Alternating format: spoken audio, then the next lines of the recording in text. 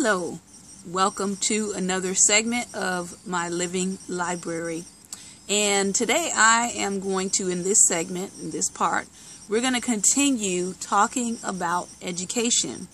And I guess if I had a title for this segment, I would probably entitle it Education, Opportunity, and What You Don't Know Can Hurt You. So let me just start back with the segment where I was talking about high school.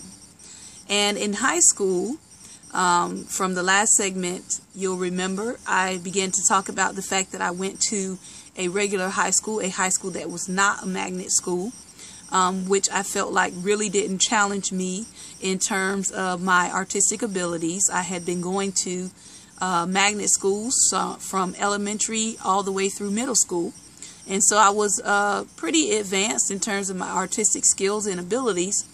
And the classes that I was taking were not really a challenge to me. And because they weren't a challenge to me, I pretty much acted up. I really did.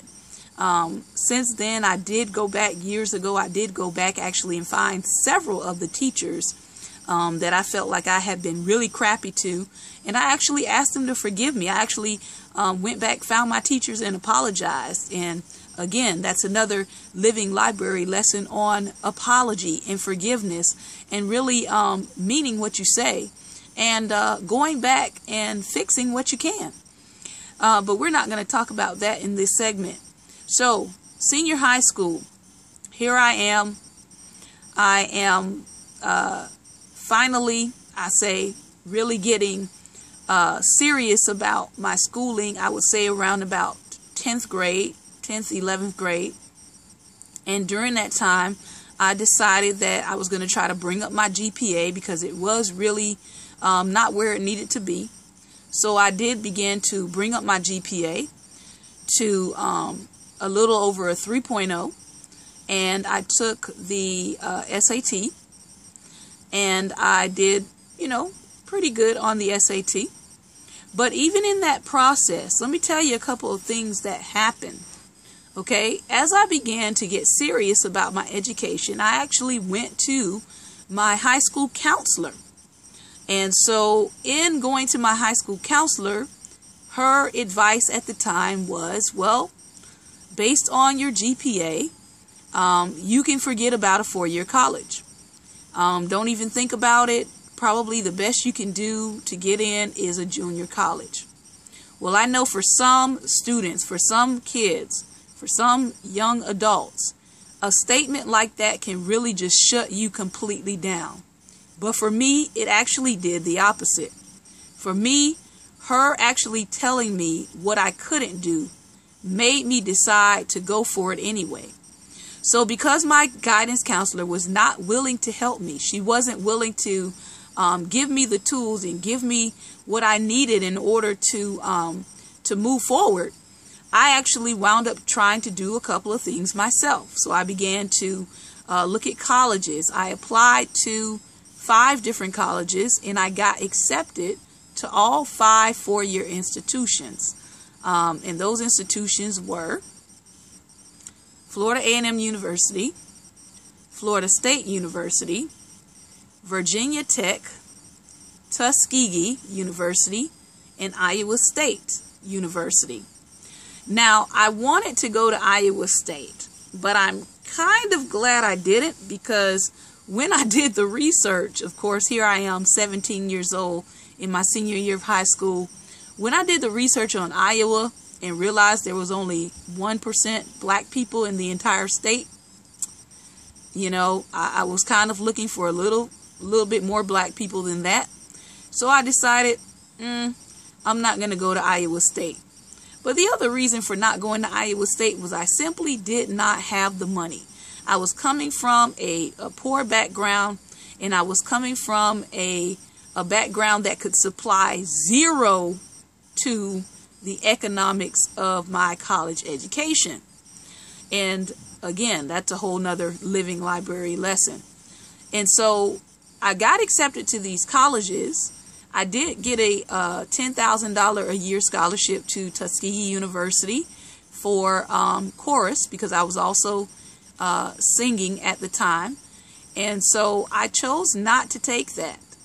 I did not go to Tuskegee University. Instead, I decided to deal with an in-state institution in college. And so that is how I wound up at Florida State University. Imagine my shock, because even though I applied for the colleges, I didn't get any help from my counselor. But I was able to find out two things, which now most high schools do make an announcement of some sort or let the students know. But I did find out that because I came from such a poor socioeconomic background, that they could waive the application fee for my college applications.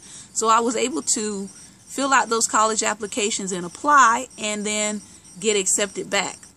The other thing I found out was that I could get a voucher for my testing, my college entrance tests.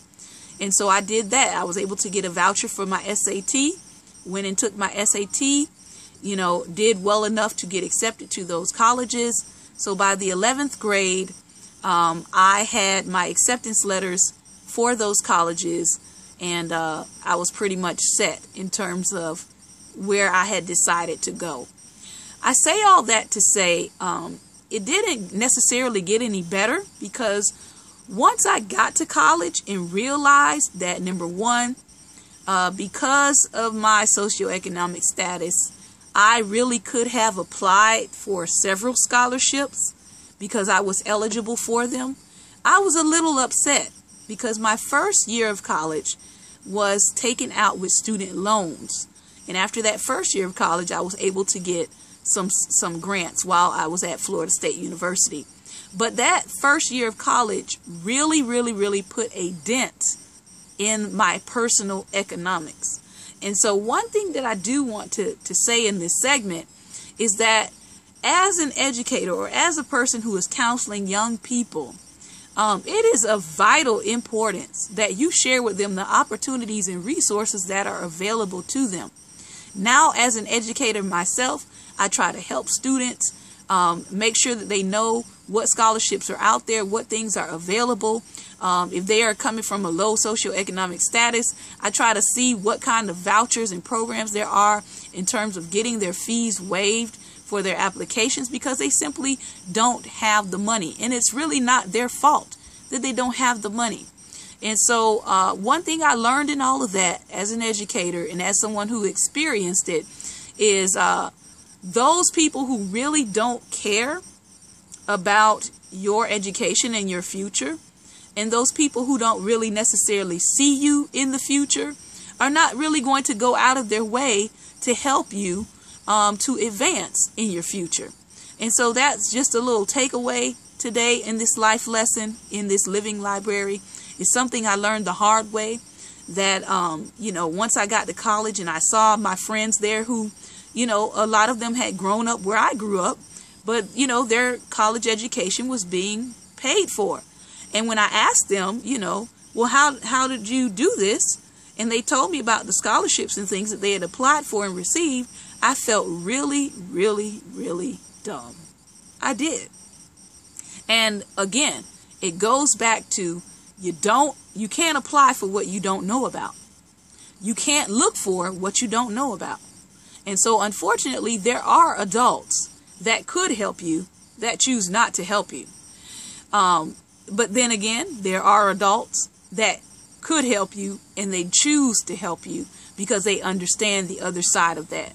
So another living library experience, education, opportunity, make the most of it, ask questions, do your research. I think that has probably become one of my life mantras, is do your research, do your own research. It was that drive in order to be able to do something, even though I was told I couldn't do it, that allowed me to at least search out and find what I was able to find. Although having adult help would have secured some scholarships and some funding for me in my first year of college. So I just wanted to share that today. And I'm praying for those who are students, those who are parents, especially in this day and age, who are looking for scholarships and opportunities for their children. The money is out there. Do your research. Go get it. Don't stop. Get as much as you can. If you meet the requirements, apply. So that is my life story on that segment. God bless.